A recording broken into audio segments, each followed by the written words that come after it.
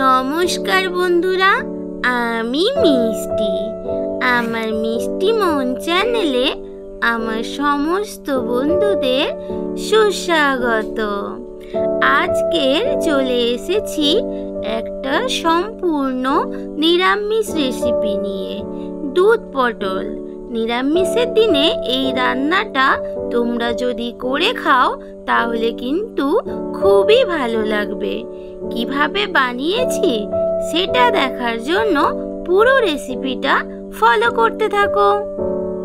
আজকের আমি দুধ পটল বানিয়ে দেখাবো। তার জন্য আমি কতগুলো পটল নিয়ে নিয়েছি, ভালো করে পরিষ্কার করে ধুয়ে আমি ছালটা ছুলে নিয়েছি। দেখো, পুরো ছালটা কিন্তু ছুলে নিইনি। আর দু প্রান্তে দেখো দুদিকে কেটে নিয়েছি যাতে মশলাগুলো সুন্দরভাবে পটলের মধ্যে যায়।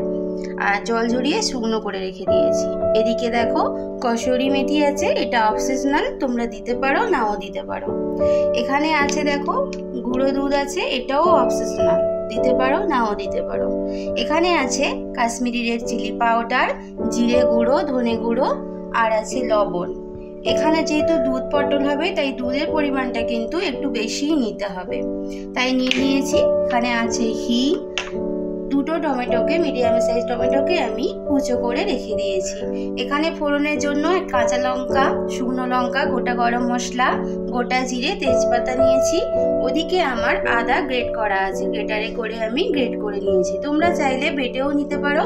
আর আছে সর্ষের তেল আর গরম মশলা, আর একটু আমার ঘি লাগবে, ঘিটা আমি এখানে নিইনি তাই বলে দিলাম। সমস্ত ইনগ্রেডিয়েন্টসগুলো দেখে দিলাম। এবার আমি রান্নাতে চলে যাব।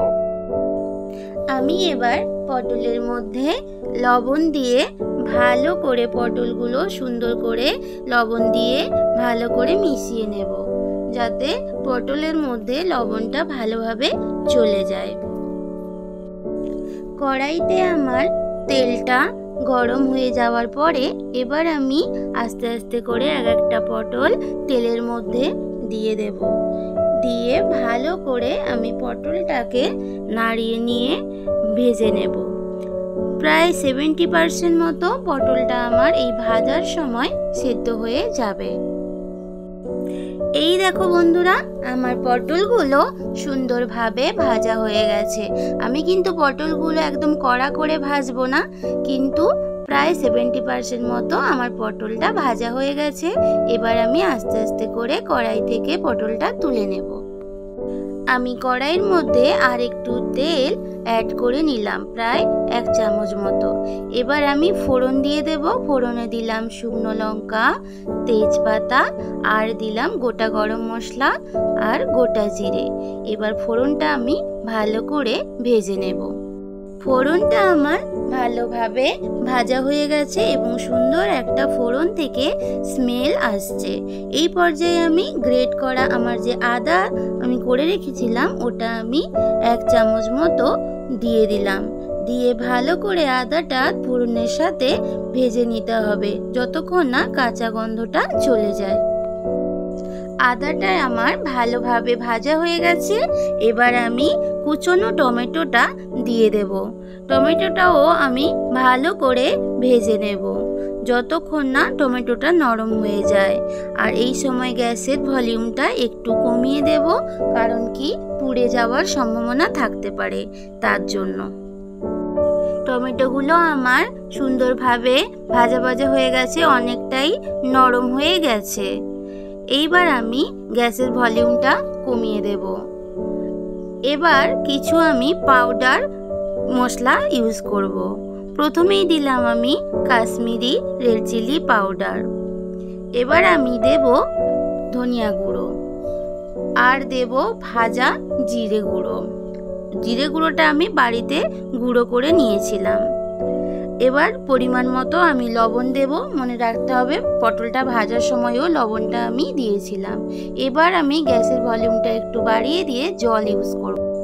এবার আমি জল দেওয়ার পরে ভালো করে মশলাটার সাথে মিশিয়ে নেব।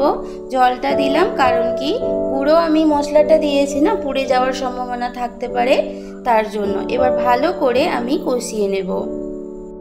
আমি একটু সাইডে হিং একটুখানি দিলাম। হিংটাকে একটু তেল দিয়ে একটু আমি ভেজে নেব। এই রান্নাতে হিঙের ফ্লেভারটা কিন্তু খুবই ভালো লাগে। তোমাদের যদি হিংটা পছন্দ না হয় তাহলে স্কিপ করতে পারো। এবার ভালো করে মশলাটা কষানো আমার হয়ে গেছে। একটু কসুরি মেথি 2 হাত দিয়ে আমি স্ম্যাশ করে ওই কষানো মশলাটার মধ্যে দিয়ে আর একটু ভালো করে আমি মশলাটা কষিয়ে নেব। আমি কিন্তু এই রান্নাতে কোনো হলুদ ইউজ করিনি, তোমরা সেটা দেখতেই পেলে। মশলাটা আমার ভালোভাবে কষানো হয়ে গেছে দেখো। এরপরে ভেজে রাখা পটলটা আমি দিয়ে দেব। এবার 5 মিনিট মতো আমি মশলার সাথে পটলগুলো মিশিয়ে নিয়ে ভালো করে কষিয়ে নেব, যাতে সমস্ত মশলা আমার পটলের মধ্যে সুন্দরভাবে চলে যায়। দেখো ভালোভাবে কষানো হয়ে গেছে। এইভাবে পটলটা 5 থেকে 7 মিনিট কষানোর পরে দেখো পটলটা আমার প্রায় সেদ্ধ হয়ে এসেছে। তেলটাও দেখো চারদিক থেকে সুন্দরভাবে বেরিয়ে গেছে।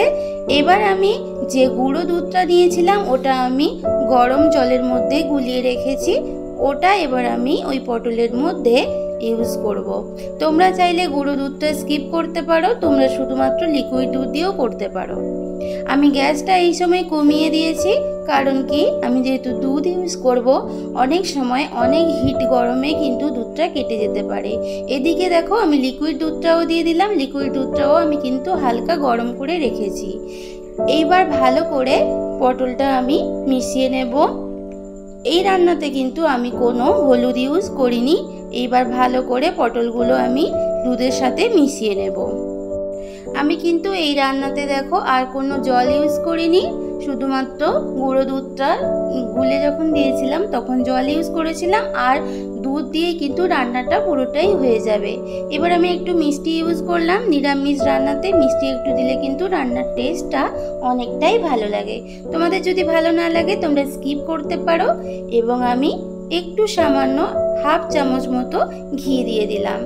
এবার একটু কসুরি মেথি দিলাম, কারণ রান্নার শেষ পর্যায়ে চলে এসেছি। এখন যদি একটু কসুরি মেথি দেওয়া হয় ওর ফ্লেভারটা কিন্তু রান্নাতে কিন্তু আরও ভালো আসে এবং টেস্টও অনেক হয়ে যায়। এবার আমি গুঁড়ো গরম মশলা দিয়ে দেব, দিয়ে ভালো করে আমি মিশিয়ে নেব। দেখো আমার রান্নাটা একদম কমপ্লিট হয়ে গেছে। এইবার আমি কয়েকটা কাঁচা লঙ্কা তরকারির মধ্যে দিয়ে দেব। রান্নাতে লাস্টে এই কাঁচা লঙ্কার ফ্লেভারটা কিন্তু খুব ভালো লাগে। দেখো কালারটাও খুব সুন্দর এসেছে। আমার রান্নাটা এবার কমপ্লিট। আমি এবার প্লেটে সাজিয়ে নেব। এই দেখো বন্ধুরা আমার রান্নাটা কমপ্লিট। আমি এবার সার্ভ করে নিচ্ছি প্লেটের মধ্যে। এই রান্নাটা নিরামিষের দিনে খুব ভালো যাবে, গরম গরম ভাতের সাথে, রুটির সাথে, লুচির সাথে, পরোটার সাথে, ফ্রাইড রাইস সবের সাথে কিন্তু খুব ভালো যাবে। আমার চ্যানেলে যারা পুরনো বন্ধুরা আছো তোমরা তো আমার ভিডিওগুলো দেখো, কিন্তু যারা নতুন আসছো তোমরা প্লিজ আমার চ্যানেলকে সাবস্ক্রাইব করে নিয়ে আমার ছোট্ট পরিবারে সামিল হয়ে যাও আর আমার ভিডিওগুলো ভালো করে দেখো। তাহলে বন্ধুরা আজকের মতো তোমাদের থেকে আমি বিদায় নিলাম। ফিরে আসবো নতুন কোনো এক রেসিপির সাথে। ততক্ষণ তোমরা কি করবে?